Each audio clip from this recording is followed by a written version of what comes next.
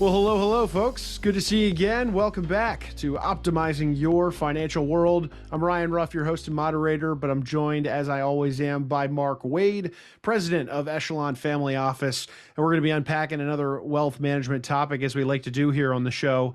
And in piggybacking off of our last episode, Mark and I dived into these five different concerns, and they're key that the affluent families, individuals, business owners are all facing in today's day and age. But what we're going to be doing today is we're going to be zooming in on one area of someone's financial world specifically and identifying some of the mistakes and how to avoid them that live within this world. And what am I talking about? I'm talking about retirement. It's that thing we all long for. We're so excited to reach it. And once we're there, man, we just want to put everything on the back burner. We just want to go ahead and enjoy that time that has been so sought after for so long. And boy, is it exciting to be there. But there are some key mistakes that you want to be on the lookout for as you approach and are in retirement. So with that being said, let's go ahead and bring Mark in to set the scene. Mark, good to see you today. How you doing? Hey, Ryan, I'm doing great. How about yourself? I'm doing well. I'm doing well. Today we're going to be examining some of these big mistakes that retirees tend to make. Mark, I know you and I have talked about retirement and different avenues of it throughout, both on air and of course off air, as we've recorded a lot on the show. But I know, Mark, you've mentioned to me that you believe that those folks in retirement might not be paying enough attention to the financial risks that they face after they initiate their retirement. So could you elaborate a little bit? Yeah, sure. And you're right. Some of these things that I'd like to chat with you about today are really obvious and they're simple. And they may be kind of redundant for what some people are thinking. However, I can tell you, in the real world, you knowing something is true and doing something about it is often two different things, right? So, yeah, unfortunately, that is true. But like you said, most of us spend a great deal of our time, and we think about this all the time, right? We spend a lot of mental energy over decades, sometimes, trying to make sure that we get our financial house in order, so that we can spend our remaining years doing what we want, when we want, the way we want to do it. And in the process of doing that, we don't always put enough focus. We don't always concentrate and make some thoughtful decisions during our retirements, about our assets and about how we plan for things. Sometimes we overlook something important. Perhaps we veer off course from that which strategy which we thought we would execute in a certain manner. And as a result, much of the hard work or planning that we did during our pre-retirement years, okay, can unravel once we're in retirement, once we're in our quote unquote golden years, right? Which in turn, if you think about it, could put our retirement dreams, our retirement aspirations, and even our fundamental financial security in danger. So, thinking about something, knowing that a problem is there, and doing something and executing on it are always two different things. Of course they are, and it pains us to say it, but it always tends to be the case, right? Well, hey, look, given all of that, Mark, why don't you take us through some of these big mistakes that you're seeing folks uh, making that are really derailing their retirement plans, or ones, let's just say that you see. Let's start maybe with the most common. What do you see on this end, and obviously we'll work through more as we go. Okay, sure. Yeah. Well, yeah, it makes sense to ask it that way. And so again, I'm going to start by saying some of these seem so obvious. Some of them are just like, well, we knew that. Okay, but here's the first one: overspending, spending too much money, right? A lot of high earners, they live well, sometimes extravagantly during their working years, right? And sometimes they don't have the discipline to kind of temper that spending in retirement. They still live the way they did when they had a good and substantial income, earned income during the retirement, and so consequently, that earned income's not there, and they're living on other forms of income, whether it's Social Security, whether it's a pension, their retirement savings, 401ks, IRAs, et cetera, or just the income from their investments. And too often, even the affluent people that do have significant wealth, they're going to find themselves overspending to the point where, it's causing them some fair amount of financial discomfort. And so a few common culprits are things such as, high earners can spend a lot, like during their working years, and they think there's no problem there. But, they haven't created a budget, or they don't watch their cash flow, or that or the way they should be controlling their income statement, right? Income and expenses. So the result, once their incomes go away or are reduced because they're not working anymore, they don't have the clarity about the money they need for the long term. They don't have a plan to to control their income and their expenses when they're not earning that income. That's what they need. They need a budget. Another main driver is they get caught living it up during retirement, which is everyone's goal. They want to enjoy a fantastic retirement, but in the initial years, that newfound freedom can become a little bit intoxicating if you think about it. So how do you avoid falling into that trap, the overspending trap? You have to evaluate your income needs, and do so accurately in retirement, and modify your plans so that you can thoughtfully throughout your golden years spend appropriately and in a prudent manner. In particular, they have to pay attention to cash flow, like I mentioned, and how your cash flows fluctuate. This analysis, it's got to be a foundational part of your overall wealth management plan. And we can project these things before people retire, but if they don't pay attention to the plans that are created prior to retirement, they're really going to find themselves, at odds with their own spending habits. So, regularly checking in with your advisors along the way to see where you're at. Hey, remember in our last conversation, we talked about it's an ongoing conversation. Of course it is. So overspending, obviously that's a big one. It's a common one. That's why it's a big one. Mark, let's shift into the next big in retirement mistake that you see. I know this next one is often probably a little overlooked in many instances, but talk to me about this one here. So the overlooked one is another maybe uncomfortable area. It's avoid having those money talks with your family, right? Too often, and for a wide variety of reasons. Everyone has reasons that are often legitimate.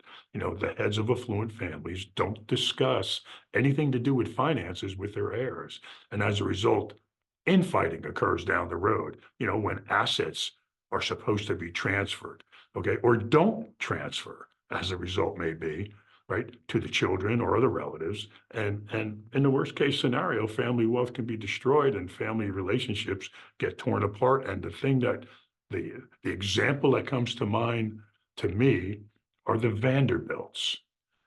You know, the Vanderbilt family, they were built on the premise of, okay, let's keep all this money together. But when the patriarchs and the matriarchs were gone, the Vanderbilts didn't do that. Unlike the Rockefellers, they kept all their money together. So one of the solutions that can be quite effective when we work with family members is to help create a family mission statement. I mean, this is really such an incredible document because it spells out for the family, what the family values are and how the family members are going to continue, to manage their finances in support of those values. So, this kind of clarity really helps the heirs and others, your advisors particularly, understand why family money is going to be allocated the way it is and passed on in the specific manners of which it's going to pass on. So understanding all of these value-based reasons, behind what that estate plan was, it may not eliminate all the hurt feelings or all the contentions that there are maybe in a family, but it does boost the odds of the family members accepting those decisions because it's been mandated, it's been written down, it's part of the family plan. Wealth managers in that regard, like myself, we can be excellent resources because we can help the family create their mission statements about money and about what the values and meanings are. So it's really a great service that we perform in that regard, a family mission statement. No, I love that. I mean, having that clarity for the whole family is just so important, and it's a big mistake, obviously, one that's overlooked. So let's transition to the next one. I kind of want to circle back a little bit on something you had mentioned earlier, Mark, and that's the idea of income. Obviously, income plays a big role in your working life, of course, as well as in your retirement life. So let's get into this retirement income, which is such a big part of the pre-retirement planning. But what are the mistakes that we want to make sure people are sidestepping when it comes to the retirement income after they've already launched and they're into their retirement?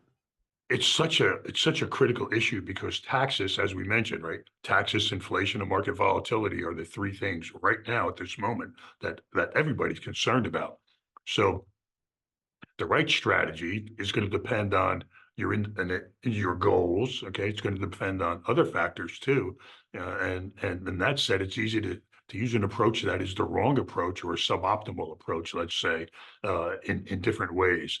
And the worst mistake that we see people making in that regard, okay, is to have no plan for drawing down your nest egg. Instead, they just kind of wing it, but, a plan that's too simplistic or that doesn't exist, okay, it's not gonna reflect your personal situation, and it's gonna be, problematic. A withdrawal strategy has to take several factors into account, health, life expectancy, the timing on which you're gonna need income, and how the various different accounts are gonna be taxed when and if you withdraw from them. At some point in time, we're not going to have a choice with regard to our retirement accounts, 401ks, IRAs, and so forth. You have mandated requirement minimum distributions at various different times. So, your current age is a big consideration, with regard to distributions from certain accounts that could push your taxable income significantly higher, forcing you to pay more in taxes on your income than you need to, and on your Social Security benefits and dividends from non-retirement accounts. Being able to control that. So, your best bet really is you have to look at all the various options and run all the various numbers on different retirement withdrawal strategies. For example, don't assume that these rule of thumb, everyone quotes the 4% approach per year withdrawals. Okay. Don't assume that's automatically the right one for you just because it's easy to understand. You have to run the numbers because everyone's situation is different. It's application specific. No one person's plan looks like another's, and that goes for your retirement strategy, your retirement income strategy. So don't discount, planning out of hand because it seems so simple to just use this 4% rule. It's not right for everybody, and oftentimes it just doesn't work. Of course. I mean, Mark, you and I talk a lot on this show about custom tailored solutions for folks, and this is one of those moments right here. Let's move into the next one. What's the next big in retirement mistake that folks should be avoiding that you see? I love this one. I kind of call it, you know, don't make investing your new part-time hobby because you have a lot of time on your hands in retirement. I know you can only play so much golf, you can only do so much fishing. I know you sometimes people look for ways to fill up the time. Don't play with your invested assets because you're bored. Okay. Lots of times people are faced with these decisions, and sometimes, people think it's real interesting to play the markets, but it may not be the best in your best interest to do those kind of things. Now, this often occurs with self-made individuals, right? Former entrepreneurs, business owners who think that they can easily apply their business success skills to investing, and they're going to achieve, similar results without breaking a sweat. I can tell you that overconfidence potentially leads to dramatic disasters and investment errors. And because you could end up investing too aggressively, chasing hot tips, over concentrating assets in a particular company or sector. What else? Excessive trading. Running into increasing your taxes on it, inadvertently, and other things.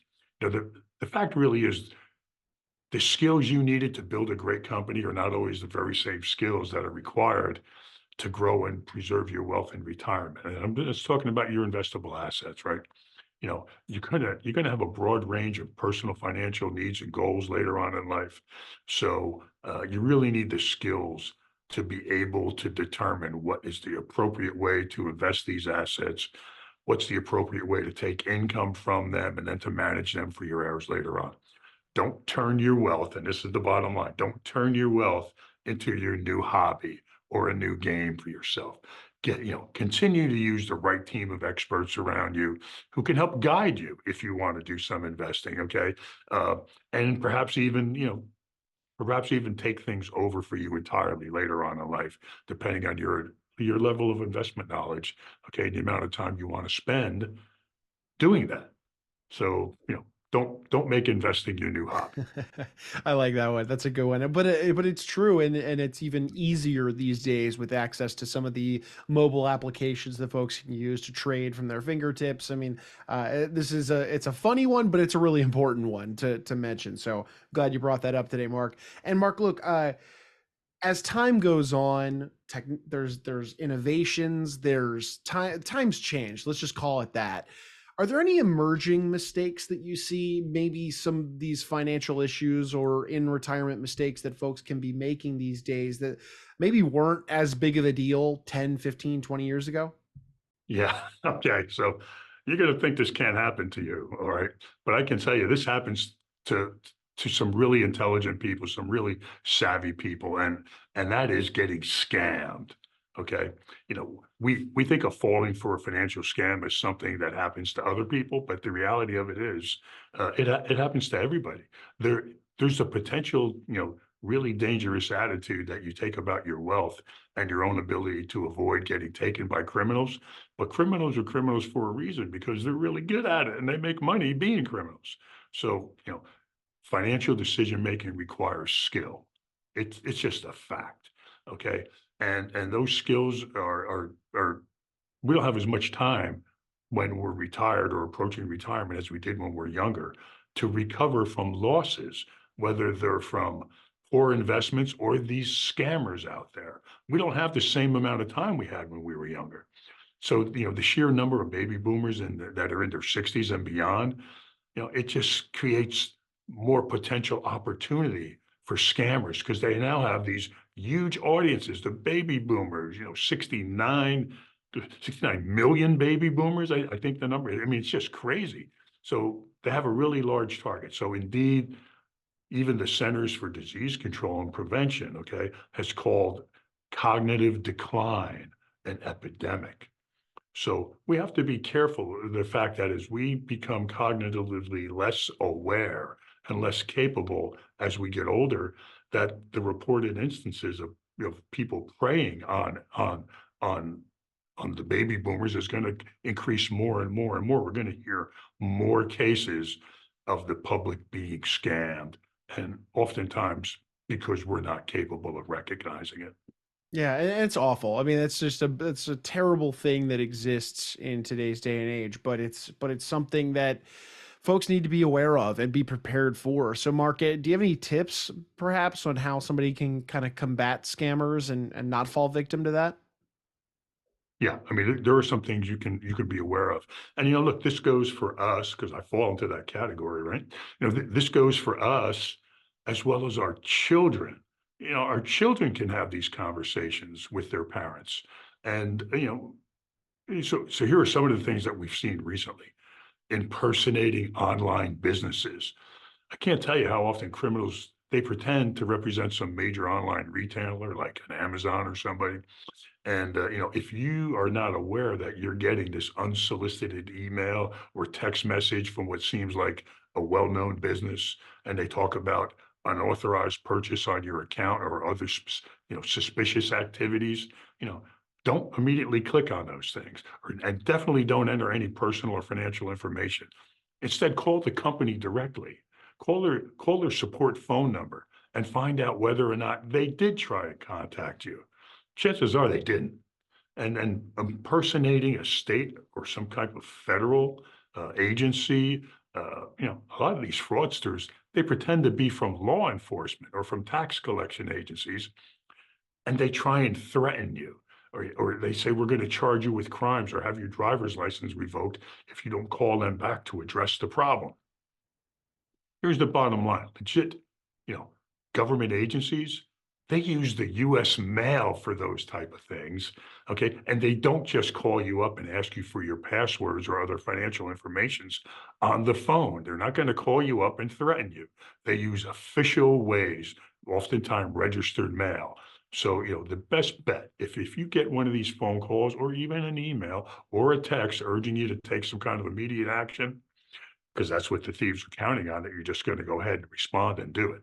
Don't do it, right? Take a deep breath, read the content very carefully, and rather than respond directly, call or email the agency in question to determine whether or not that's a legit e-message or email or message or text. Okay. And if you're at all unsure, okay, if you're all, if you question whether or not it is, consult a trusted financial advisor or a family member. Get some help. Don't just respond. By all means, don't give them your password. Don't enter financial information.